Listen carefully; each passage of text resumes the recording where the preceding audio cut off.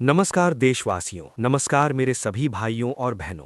एक बार फिर से आप सभी का हार्दिक स्वागत है हमारे इस चैनल पर। आज का दिन, आज की तारीख और आज की घड़ी हमारे देश के इतिहास में एक नए युग का सूत्रपात करने वाली है। अगर आप भी उन लाखों करोड़ों परिवारों से जुड़े हैं जहां कोई बुजुर्ग EPS 95 पेंशन का इंतजार कर रहा है, तो ये रिपोर्ट आपके लिए ही है। हमारे साथ बने रहिए, क्योंकि आज हम आपको एक ऐसी जीत की कहानी सुनाने जा रहे हैं जिसके लिए 30 साल से अधिक का संघर्ष, अथक परिश्रम और अटूट विश्वास लगा है। और हाँ, इस जानकारी को हर उस श्रमिक, हर उस बुजुर्ग तक पहुंचाना आपका भी फर्ज बनता है जिन्होंने इस देश की नींव को अपने पसीने से सींचा है। तो चलिए शुरू करते हैं। आज की तारीख है 23 जनवरी 2026। कैलेंडर का ये एक साधारण सा पन्ना नहीं है, ये वो दिन है जो इतिहास के पन्नों पर सुनहरी स्याही से लिखा जाएगा। ये वो सुबह है जिसकी कल्पना करोड़ों EPS 95 पेंशन धारक अपने जीवन के पिछले 3 दशकों से कर रहे थे। एक ऐसी सुबह जो उनके लिए न्याय, सम्मान और सुरक्षा की गारंटी लेकर आई है। आज उस लंबे और कठिन संघर्ष को एक निर्णायक मोड़ मिल गया है।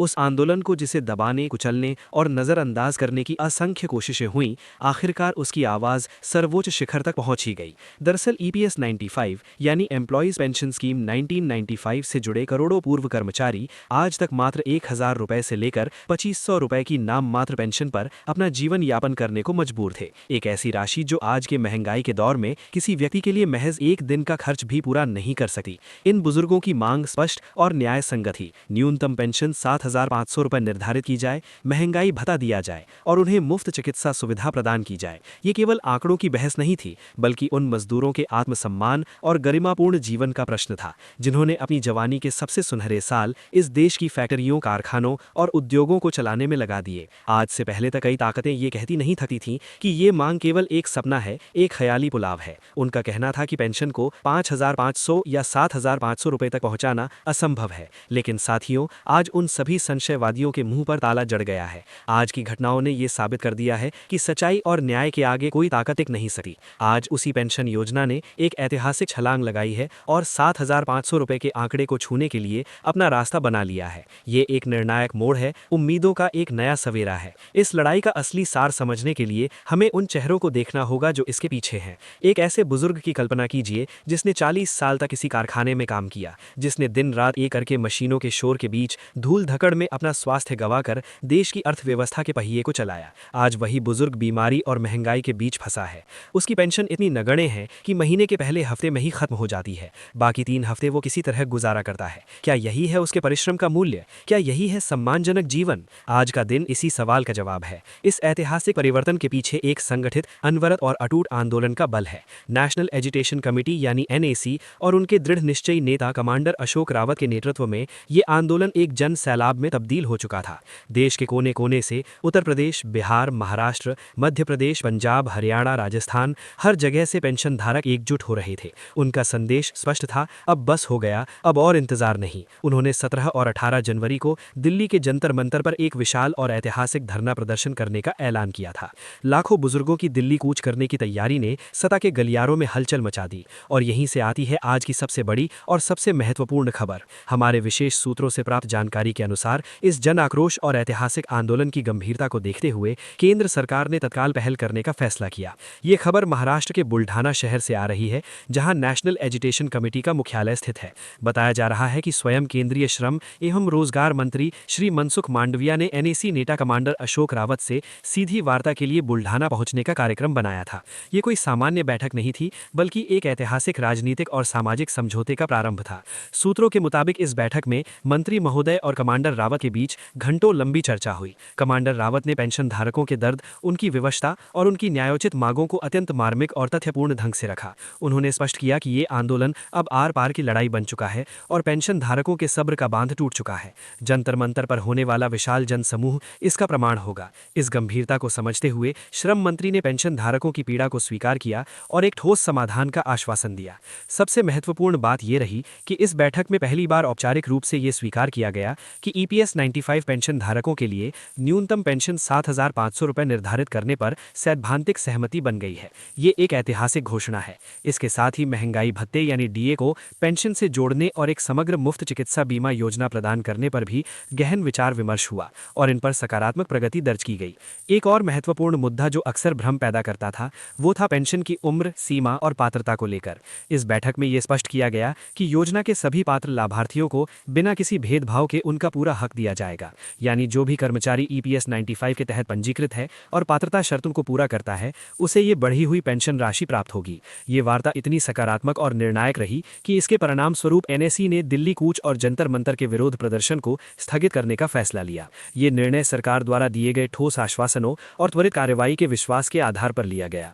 कमांडर अशोक रावत ने सभी पेंशन धारकों से अपील की कि वो शांतिपूर्वक रहें और आने वाले दिनों में आधिकारिक अधिसूचना का इंतजार करें।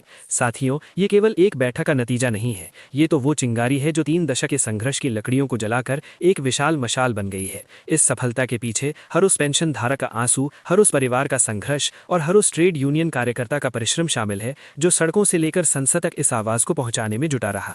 नेशनल एजुटेशन कमेटी की भूमिका इसमें अतुलनीय रही है। उन्होंने न केवल इस मुद्दे को राष्ट्रीय एजेंडे पर लाकर खड़ा किया, बल्कि करोड़ों बुजुर्गों को एक सूत्र में पिरोकर एक अजेय शक्ति बना दिया। अब सवाल उठता है कि आगे क्या? सूत्रों से मिली जानकारी के अनुसार श्रम मंत्रालय ने इस संबंध में एक अधिसूचना जारी करने की प्रक्रिया तेज कर दी है।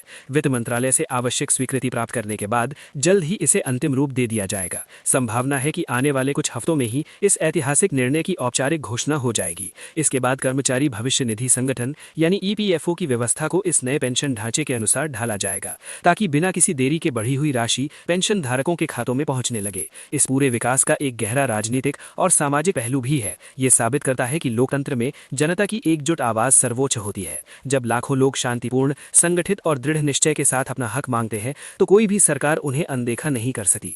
ये उन सभी लोगों के लिए एक सबक है जो ये मानते थे कि बुजुर्गों की ये लड़ाई कमजोर पड़ जाएगी। आज इन्हीं बुजुर्गों ने ये सिद्ध कर दिया है कि उनमें इतनी ताकत है कि वो देश की राजधानी की दिशा बदल सकते हैं। लेकिन साथियों, हमें अभी भी सतर्क और जागरूक रहने की जरूरत है। वादे और अधिसूचना के बीच का समय बेहद नाजुक होता है। हमारा कर्तव्य है कि हम इस आंदोलन की निगरानी जारी रखें और ये सुनिश्चित करें कि जो आश्वासन दिए गए हैं वो जमीन पर उतरे। हमें ये देखना होगा कि पेंशन राशि बढ़ाने के साथ साथ महंगाई भत्ते का मुद्दा भी स्थायी समाधान के साथ जुड़े। साथ ही गुणवत्तापूर्ण मुफ्त चिकित्सा सुविधा का ढांचा कैसे तैयार होता है, ये भी महत्वपूर्ण होगा। इसलिए हम आपसे, देश के हर नागरिक से अनुरोध करते हैं कि इस ऐतिहासिक जीत को केवल एक खबर बनकर न रहने दें, इसे एक जन आंदोलन बनाएं। इस जानकारी को हर उस घर तक पहुंचाएं जहां कोई EPS 95 पेंशनर है। उन्हें बताएं कि उनके संघर्ष ने रंग लाना शुरू कर दिया है। उन्हें आश्वस्त करें कि अब उनकी गरिमा लौट आएगी। उन्हें सचेत करें कि आधिकारिक अधिसूचना आने तक धैर्य बनाए रखें, लेकिन साथ ही अपने अधिकारों के प्रति सजग भी रहें। आज का दिन सिर्फ एक पेंशन बढ़ोतरी का दिन नहीं है। आज का दिन उस सामाजिक न्याय की स्थापना का दिन है जिसकी कल्पना हमारे संविधान निर्माताओं ने की थी। ये उन सभी श्रमिकों, मजदूरों और कर्मचारियों को श्रद्धांजलि है जो देश की प्रगति की नींव के पत्थर है। ये उस भारत की जीत है जहां हर बुजुर्ग बिना किसी चिंता के सम्मान के साथ अपना जीवन व्यतीत कर सके। हमारा चैनल इस पूरी यात्रा का एक साक्ष्य रहा है और आगे भी रहेगा। हम आपको इस मुद्दे से जुड़ी हर छोटी बड़ी अपडेट और हर नए विकास से अवगत कराते रहेंगे। हमारा संकल्प है कि जब तक हर पेंशन धारक के खाते में 7,500 रुपए की पहली किस्त नहीं पहुंच जाती, तब तक हम इसकी निगरानी जारी रखेंगे। तो दोस्तों, आज के इस ऐतिहासिक समाचार विशेष को यही विराम देते हैं। उम्मीद है कि ये जानकारी आपको पसंद आई होगी। ऐसी ही निष्पक्ष, सटीक और जनहित से जुड़ी खबरों के लिए हमारे चैनल से जुड़े रहिए। इस वीडियो को लाइक करिए, अपने सभी परिचितों तक शेयर करिए और चैनल को सब्सक्राइब करना न भूलिए, ताकि आप तक ऐसी ही महत्वपूर्ण सूचनाएं पहुंचती रहें। आपकी टिप्पणियां और सुझाव हमारे लिए मार्गदर्शन का काम करते हैं। नीचे कमेंट बॉक्स में हमें ज़रूर बताएं कि आप इस ऐतिहासिक निर्णय के बारे में क्या सोचते हैं। आखिर में हमारे उन सभी बुजुर्गों, श्रमिकों और संघर्षशील साथियों को नमन करते हैं जिनकी अटूट आस्था और अदम्य साहस ने ये मुकाम हासिल किया है। जय हिंद, जय भारत और जय श्रमिक एकता। फिर मिलेंगे एक नई रिपोर्ट के साथ। धन्यवाद।